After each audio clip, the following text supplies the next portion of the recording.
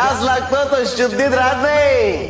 आमच्या नामाची गुंगी, आमच्या नामाची धुंदी, तर सर्वस्वी आमचा होऊन जातो. ज्याचे भाग्य चांगलं असेल त्याला आमच्या नामाचा छंद लागेल आणि त्याच्या मुखात सतत नाम जप असेल. आमच्या नामाची गोडी निर्माण होईल. ध्यानी मनी स्वप्नी ही नाम संजीवनी वदनी असेल. त्याला निरंतर सुखाची प्राप्ती होईल.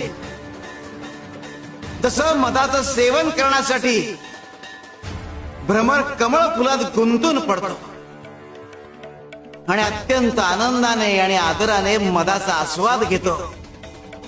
आमच्या भक्ताचे मन आमच्या नामाचे ध्यान लागून उच्च पातळीवर स्थिर होते. मन नामात एकाग्र होईल. त्याची चंचलता नाहीशी होईल आणि त्याचे उन्मन होईल.